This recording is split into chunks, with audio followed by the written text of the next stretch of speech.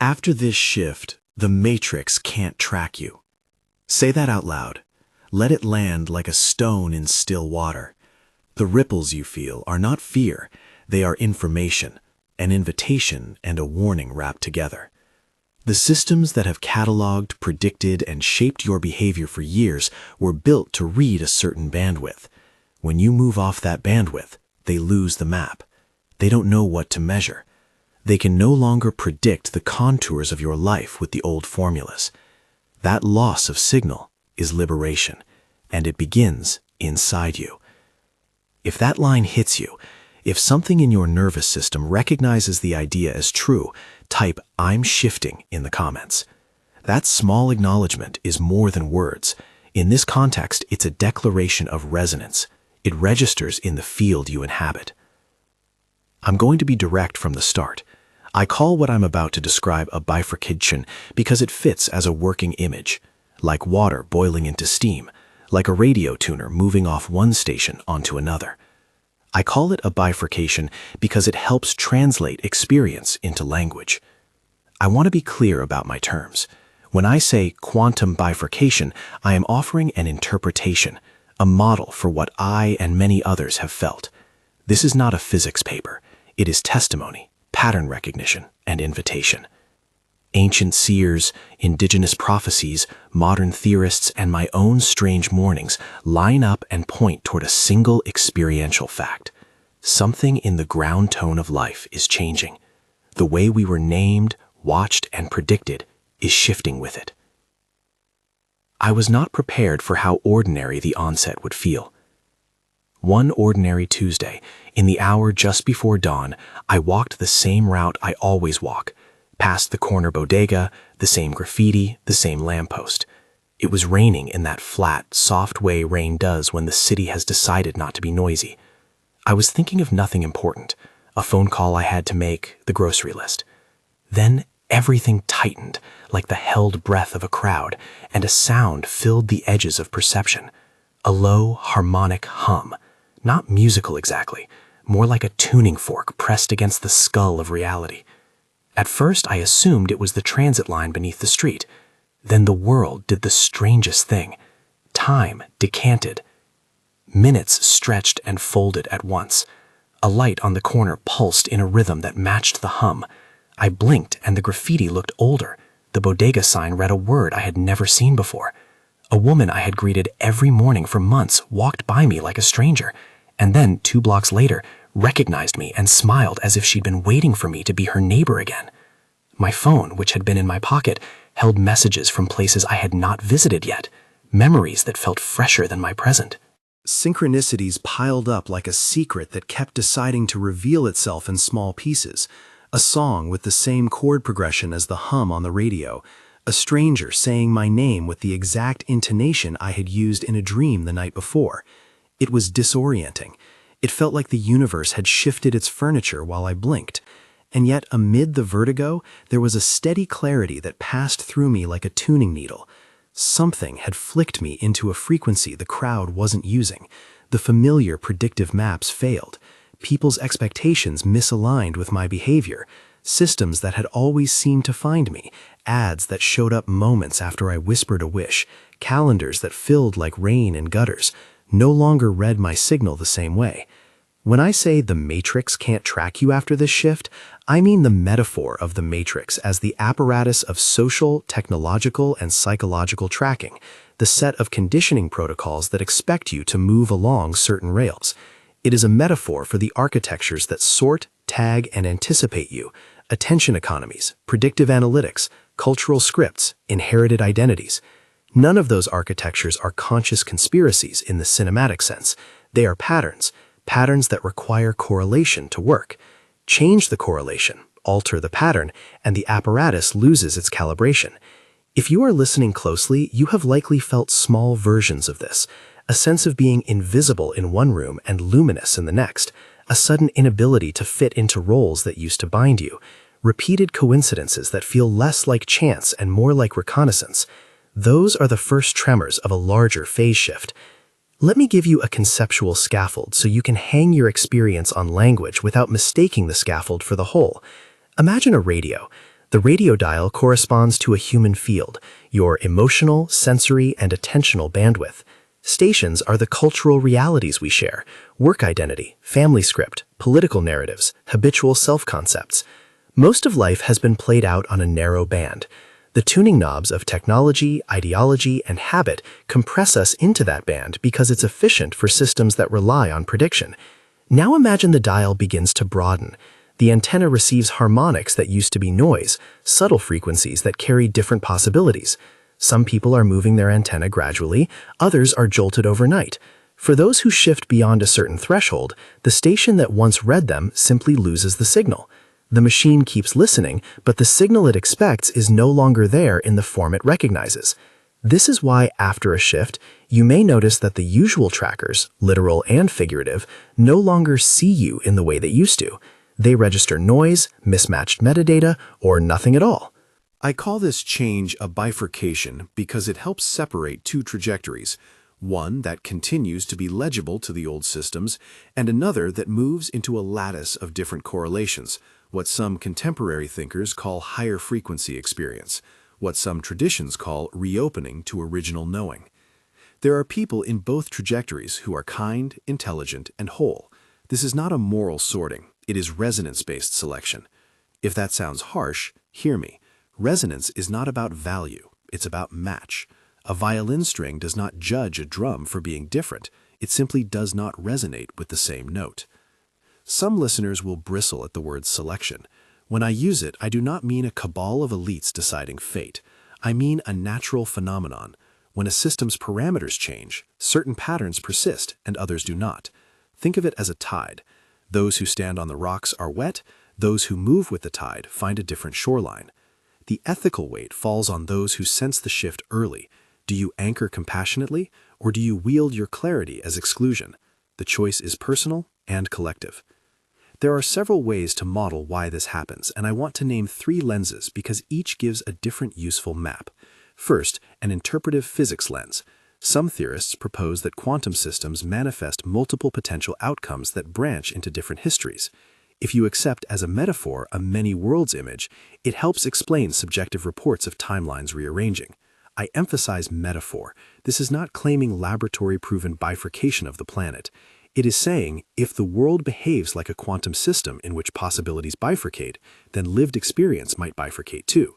Second, an informational lens. Modern culture is saturated with algorithms that correlate behavior to outcomes. Those algorithms rely on stable inputs. Change the inputs, the rhythms of attention, the prevailing beliefs, and predictive models falter.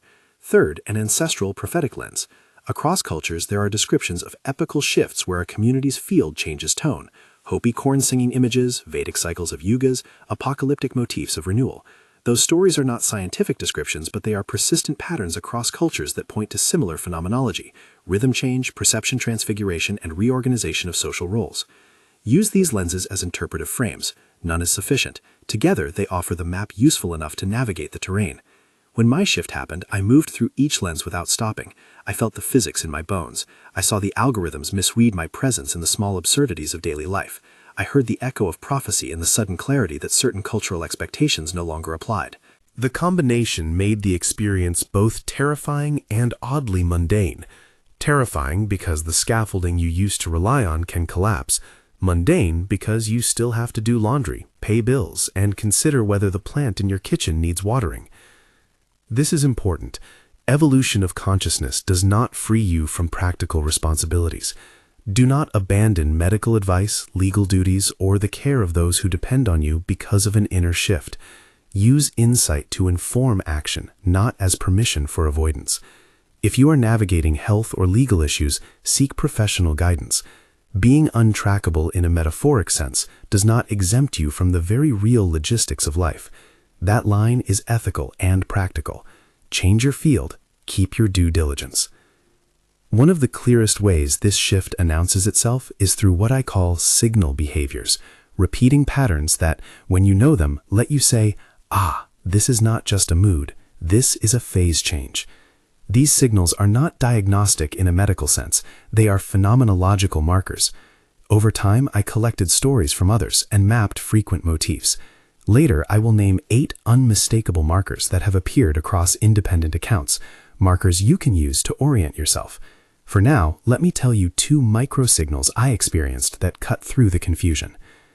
The first was temporal elasticity. I stood at a crosswalk and experienced a kind of elastic delay. The walk sign would change, and yet the streets felt as if they obeyed a different rhythm. Conversations where I once felt rushed now unfolded as if in slow motion, allowing intuition to find answers before speech completed itself. A meeting that should have required 3 hours resolved in 20 minutes because the questions that usually congested the room didn't arise. Simultaneously, small tasks that had been trivial, like choosing a color for a new notebook, felt suffused with meaning, as if the choices were resonating rather than being arbitrary. Time was no longer a single lane. It had become a braided set of channels, and I was able to step lightly between them. The second was perceptual tuning. Colors sharpened at the edges. Faces seemed to carry extra textures of history, small micro-expressions that read like bookmarks in a person's life. Sounds acquired harmonic overtones. The city had a hush with hidden notes. I would hear a phrase in a conversation, and within hours encounter a symbol or event that reframed that phrase into a different context, like a word in a dream that plays again in waking life with new meaning. This layering was not mystical in the sense of being ungrounded. It was simply the field presenting patterns at multiple scales. When you encounter such signals, you might feel superior insight or acute vulnerability. Both are possible. The key is to cultivate an attitudinal response that stabilizes rather than amplifies the swing. That stabilization is what I will teach in more concrete terms later. Practices that are simple micro-postures of being, short breath anchors, naming practices, micro-surrenders that are more posture than ritual. None of them promise full immunity from pain or disorientation. They promise clearer alignment. Let me pause here and give you a clarity lens on language many people find useful. When I say frequency, understand it as shorthand. Frequency is the felt tone of your attention, emotion, and patterning. It is not a numerical hertz value you can measure on a handheld device in most cases. When you shift frequency, what shifts first is correlation, what your environment expects of you, and how well you fit those expectations. The less you fit, the more invisible or anomalous you appear to the old maps. The word matrix in the title is a metaphor for those old maps and tracking architectures. It is not an instruction to hide from law enforcement or shirk responsibilities. It is a description of a phenomenon, the loss of legibility to systems that once read you. I could tell you now about the political, economic, and social implications of a growing population becoming less legible to predictive architectures. That is a large conversation for another time. What matters for you in the immediate is the lived texture. What does daily life feel like during the change? How do your relationships reorganize? Why do grief and confusion rise even as clarity grows?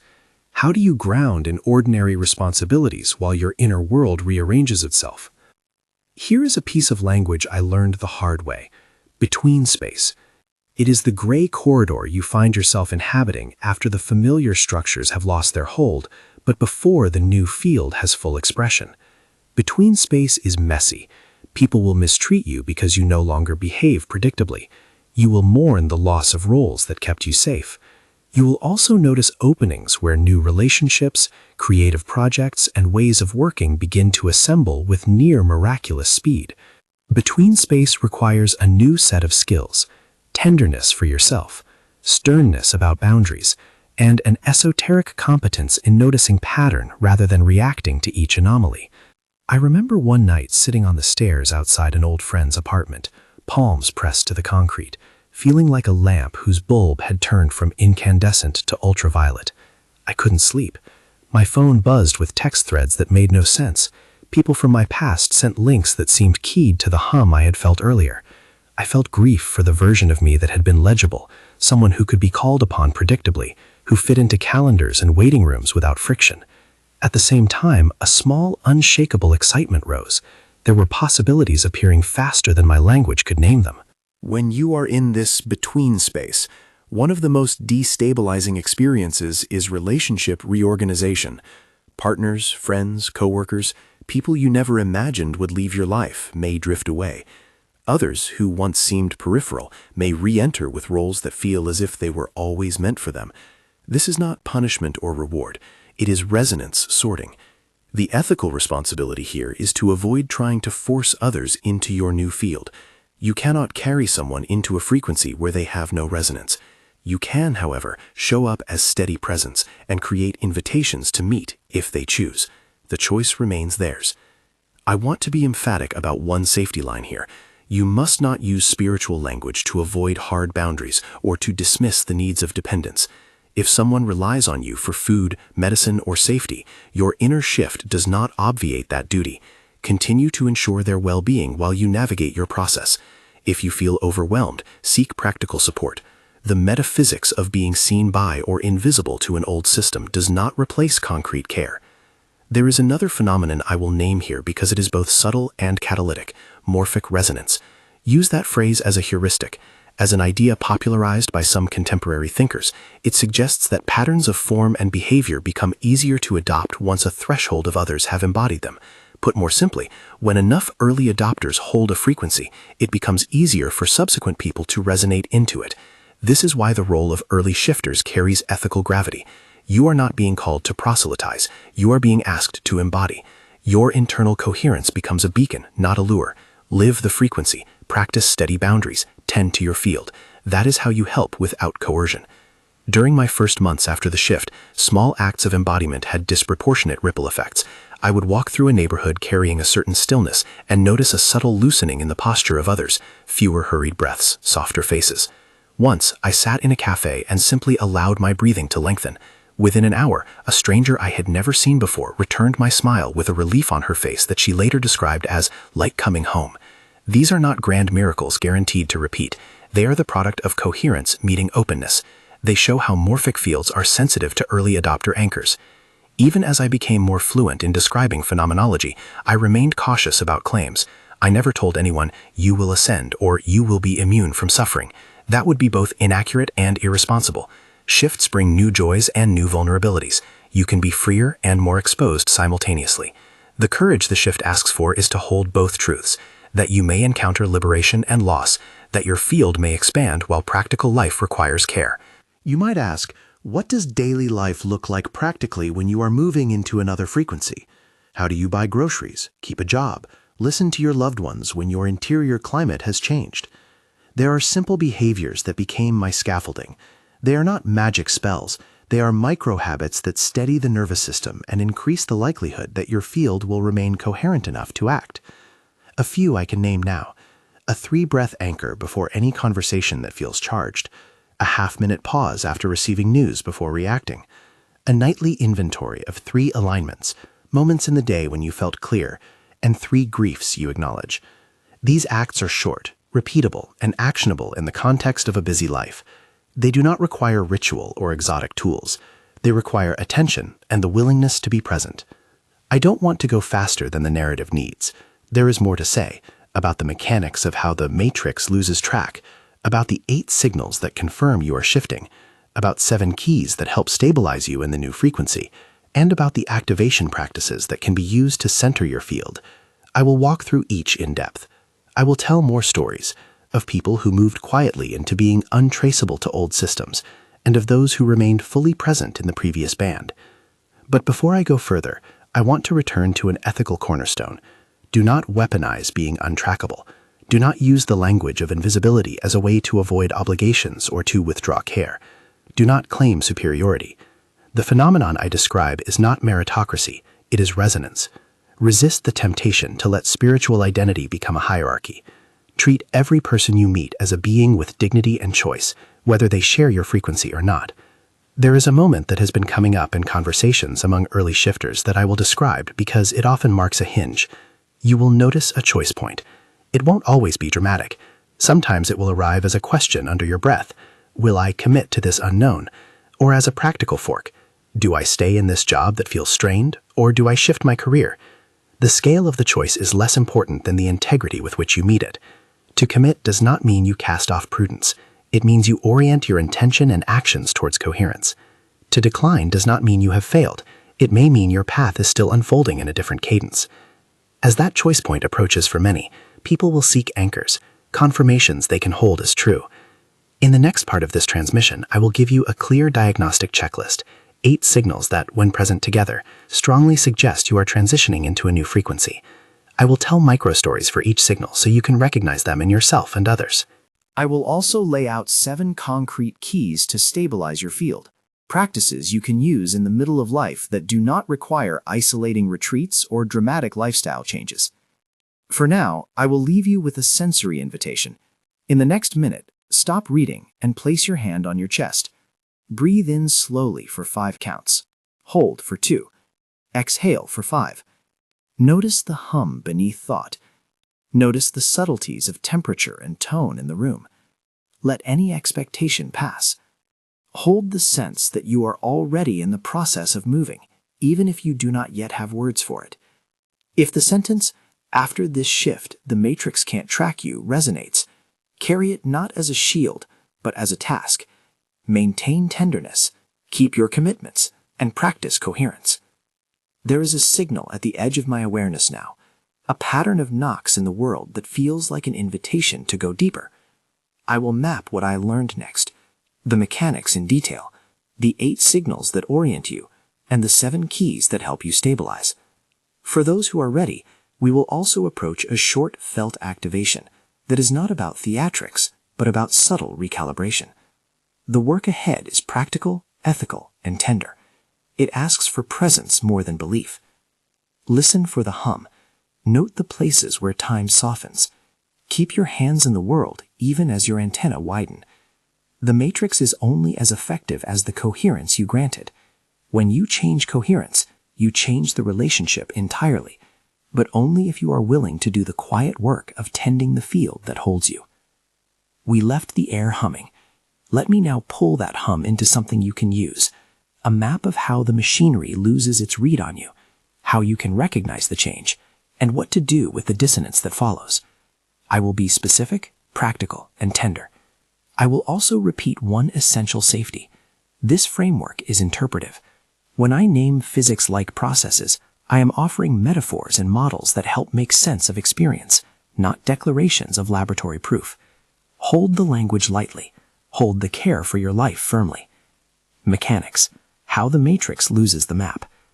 There are 3 interlocking mechanics that together explain why third-dimensional tracking starts to fail as your field shifts. Think of them as gears that either mesh smoothly with the systems that predict and catalog you, or slip and then grind. 1. Frequency mismatch. Imagine your attention and internal tone as a transmitter. Systems that track people, whether cultural narratives, targeted algorithms, or interpersonal expectations, calibrate to a typical range of signal. When your internal transmitter changes pitch, the receiver still listens, but the correlation it expects fades. It's not that you vanish, it's that you emit a pattern the old instruments weren't designed to decode. This mismatch shows up as unexpected privacy, misaligned advertisements, or simply the sense that no one gets me in arenas where they used to. Some scientists talk about resonance in mechanical systems. Some popular interpretations of quantum theory use many worlds as a useful image. In all cases, treat these frames as interpretive metaphors that map onto lived experience, rather than as airtight proofs. 2. Informational decoupling. Predictive systems rely on stable inputs. Algorithms learn your habits, institutions model behavior. If you begin to vary your inputs, timing, attention, emotional tone, habitual responses, the model's predictions become noisier. Imagine repeatedly giving a weather app a wrong location. After enough noise, the app learns less and produces less useful forecasts. Applied to human life, the consequence is that patterns which used to lock you in, ad schedules, social expectations, even your own reflexive identity, begin to unhook. This is a practical phenomenon as much as it is a symbolic one. 3. Resonance selection and field topology. Systems of meaning are not flat. They have attractors, nodes where patterns tend to stabilize. When enough people occupy a new attractor, a coherent pattern of attention, behavior, and presence, the energetic cost to enter that attractor lowers. That's morphic resonance in shorthand. Forms and practices become easier to embody once a critical mass holds them. For the individual, this means early movement into a new attractor feels like stepping into an open doorway. For the system, it means the old attractor becomes less populated and therefore less legible. Together, these mechanics create an environment where third-dimensional tracking falters, not because devices stop working, but because the correlations they expect no longer hold. You may still be observable in some ways. Your address, your bank account, your social media footprint remain, but the subtle predictive patterns that once anticipated your behavior, desires, and social roles will have a much harder time reading you. Signal literacy. 8 unmistakable signs you are shifting. Below are 8 signals I gathered from months of listening to people who had similar experiences, including my own. They are phenomenological markers, patterns to orient you. None is proof alone. Together, they form a strong indicator. Signal 1. Timeline elasticity. Events no longer sit in a straight line. You experience past, present, and near future as threads that braid. Meetings finish sooner. Conversations yield insights before questions fully form. Microstory. I watched 2 colleagues start the same argument they'd held for years. One of them skipped the middle and landed directly on a solution neither person could have scripted. Prompt. In the last week, did you notice time speeding up in some spaces and slowing in others? If yes, note where and how you adjusted. Signal 2. Reality customization. Small choices begin to visibly change what responds to you. A greeting altered by 5 words receives a radically different answer. A simple wardrobe shift leads to unexpected doors opening. Microstory.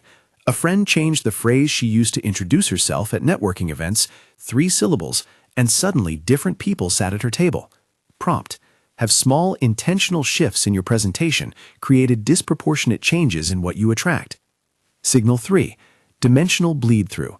Layers of perception overlay each other.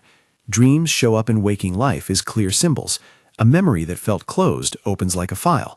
Microstory.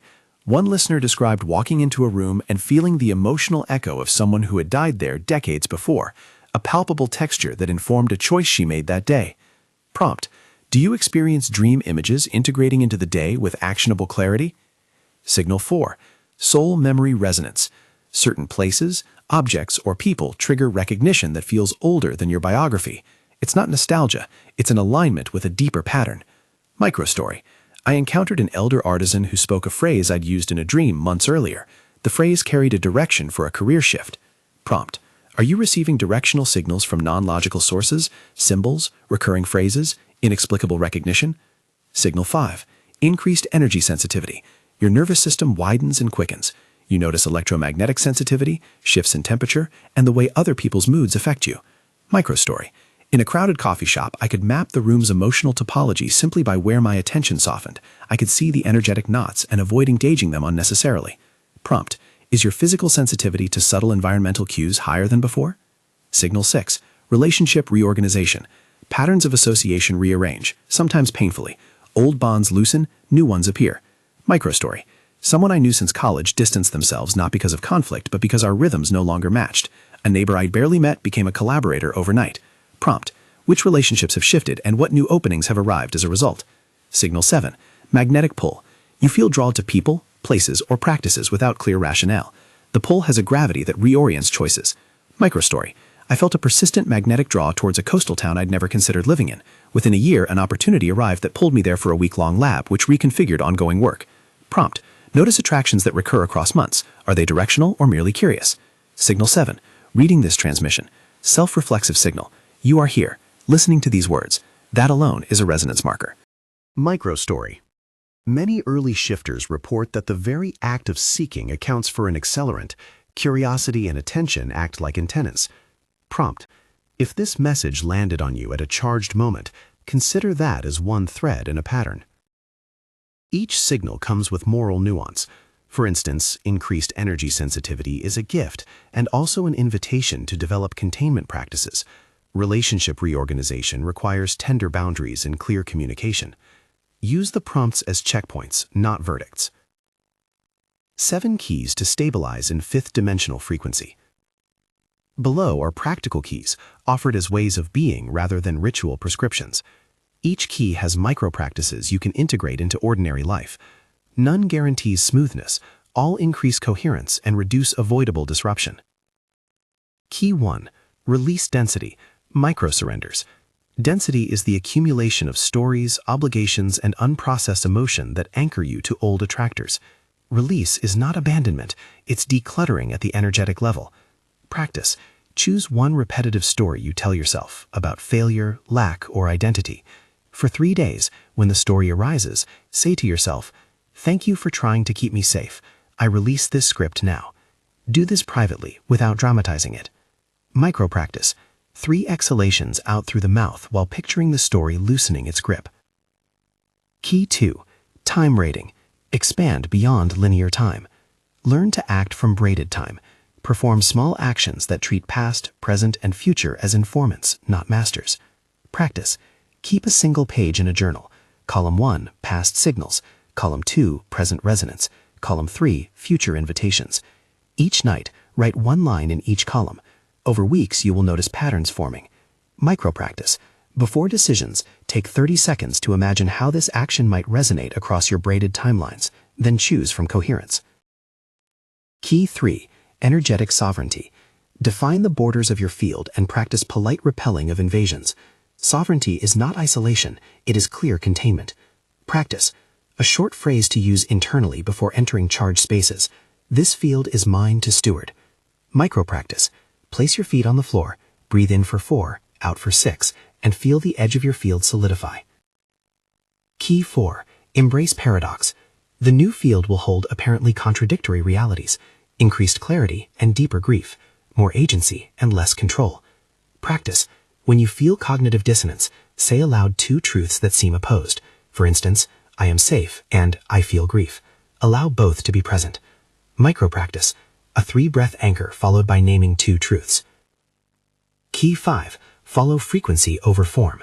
Prioritize felt alignment over external symbols. If a job title shifts but your sense of rightness deepens, follow the felt frequency rather than clinging to form. Practice. Before making form-driven choices, moves, contracts, public announcements, ask, does this increase my coherence? If the answer is unclear, hold. Micro-practice. A 1-minute inventory of bodily yes-no signals before decisive action. Key 6. Dissolve separation via presence. Beacon rather than rescuer. Your role is to model coherence, not to pull others through. Practice. In conversations where you want to help, lead with presence instead of answers. I'm with you. Tell me what's alive in you now. Micro-practice. Maintain a softening in the face and a slowed breath when listening. Key 7. Become comfortable with not knowing. The between space requires tolerance for uncertainty. Practice. Schedule 10 minutes daily as a not knowing hour, in which you do nothing but notice. Micro-practice. Set a timer and sit quietly. Allow questions to remain open without immediately seeking answers. These keys are small, repeatable, and they scale.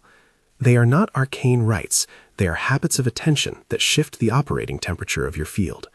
When practiced with consistency, they act like a stabilizing lattice that allows the new attractor to hold your presence without dissolving you into panic or false certainty. Practical scaffolding for everyday life. Shifting fields does not absolve you from practical obligations. On the contrary, fluctuating perception often requires more practical scaffolding. Here are concrete adjustments that real people have used to keep life functioning while their inner climate changes. Buffer calendars. If meetings begin to feel elastic, add intentional buffer time between obligations. 10 minutes of blank space prevents cascade collapse when your timeline shifts. Financial and legal diligence. Maintain accounts, file necessary documents, and consult professionals for decisions with legal or medical consequences. Use your increased intuition as an input, not as the sole basis for fiscal action. Communication clarity. When relationships reorient, use direct language. I'm experiencing changes right now. I may be less available in these areas. Here is how I will meet my commitments. This reduces harm to others and preserves integrity. Physical containment. Since sensitivity increases, favor grounding routines. Morning sunlight exposure, regular meals, basic sleep hygiene. These are non-glamorous but powerful stabilizers. Technology hygiene. If predictive systems feel intrusive, use practical tools.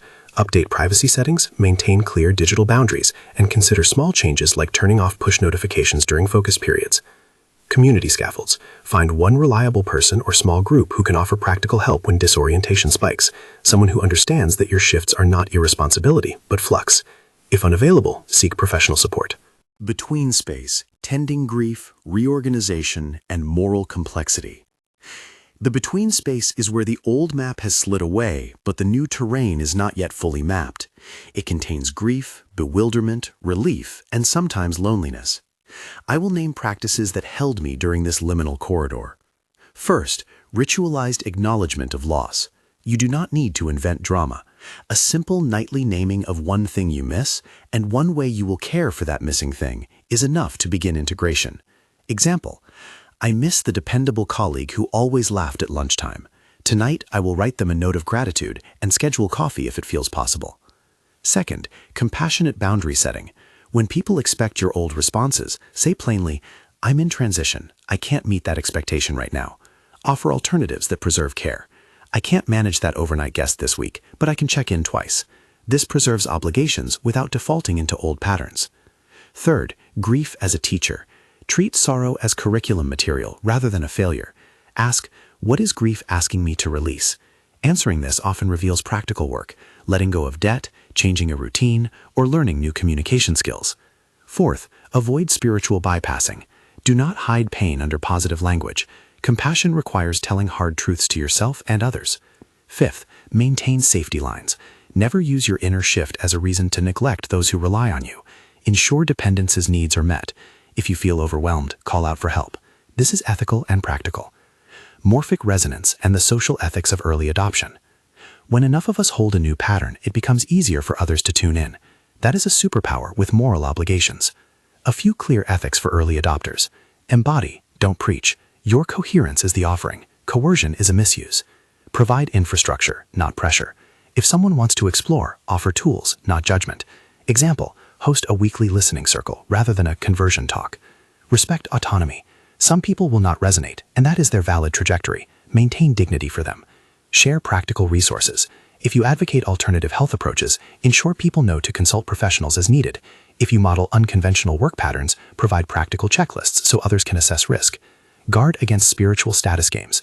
The new field is not a prestige marker. It is a pattern of resonance. Keep humility. How to recognize your soul tribe without becoming tribal. Finding people who resonate is crucial, but it can become another form of exclusivity. Use these markers to discern healthy soul tribe dynamics. Mutuality. Members ask, listen, and reciprocate help. Groundedness. Conversations include both visionary ideas and logistical care. Conflict literacy. Disagreements are handled with curiosity, not exile. Practical support. The tribe shows up for real-life needs, not just ideation. If a group feels cultish, rapid isolation, pressure to cut outside ties, or demands for financial sacrifice, exit with care and seek external counsel if safety is threatened. Daily life on Quantum Earth. Vignettes that illustrate the texture. These scenes are small and concrete, intended to show you what genuine shifts can look like when woven into ordinary life. Vignette A, the meeting that reordered.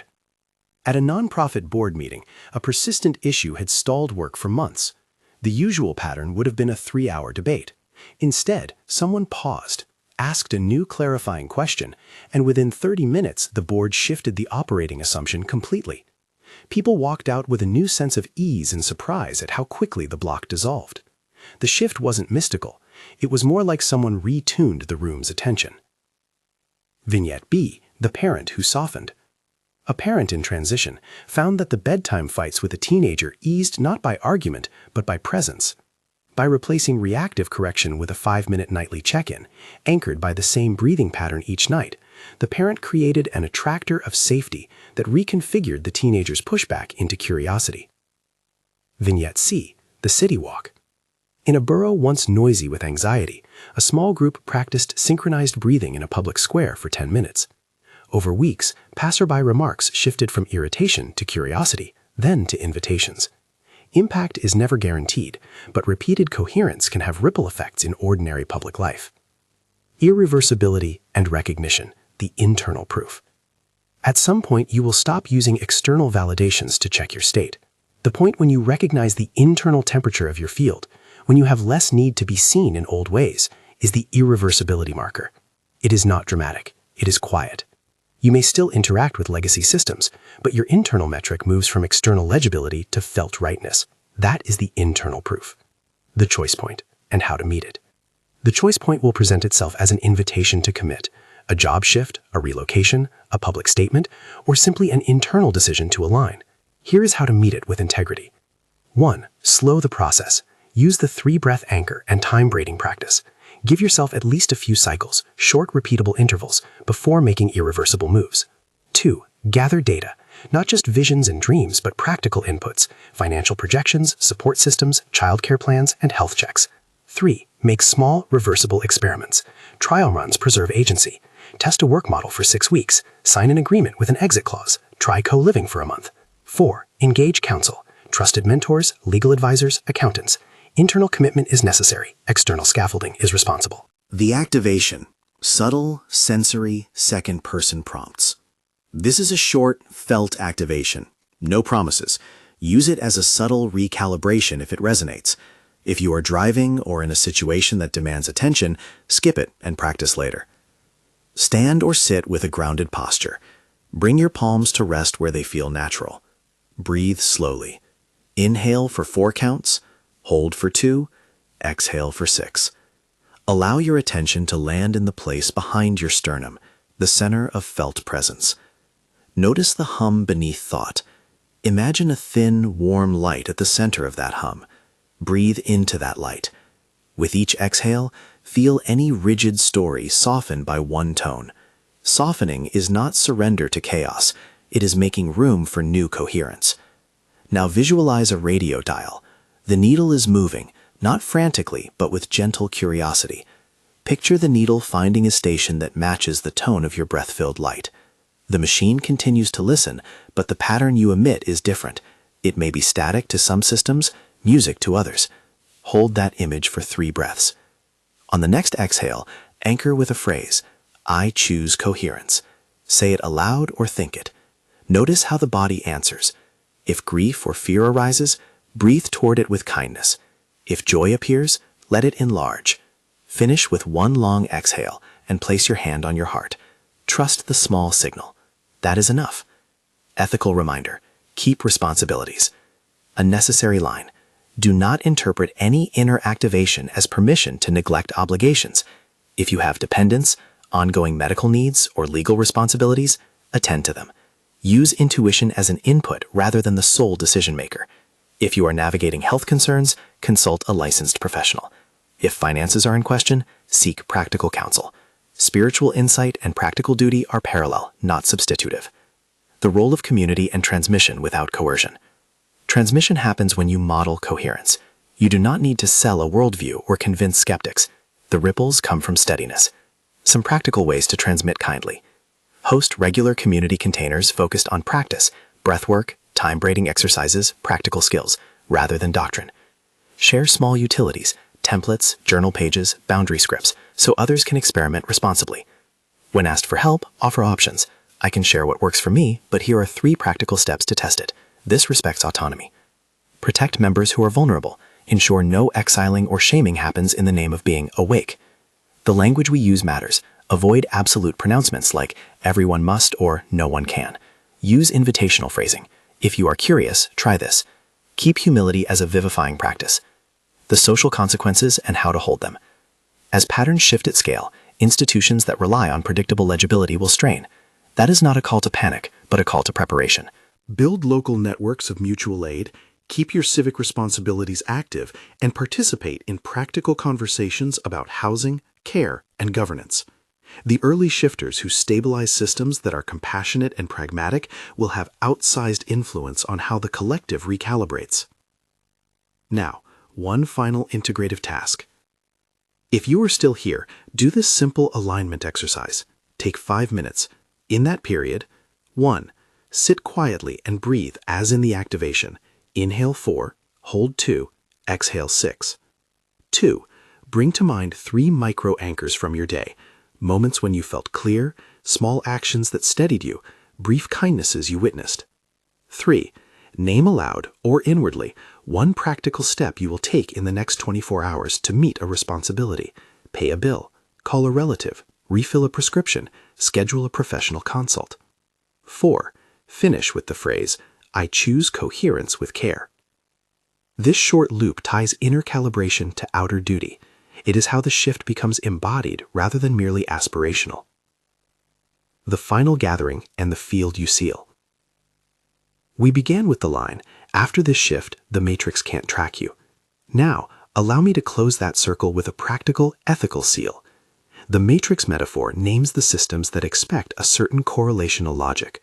When you materially shift that logic through frequency, you become less legible to those systems. That loss of legibility is a kind of freedom, freedom to inhabit other rhythms, to rearrange relationships, to live by different priorities. It is also a responsibility, to maintain care for the lives intertwined with yours, to hold compassion for those in other trajectories, and to act with humility.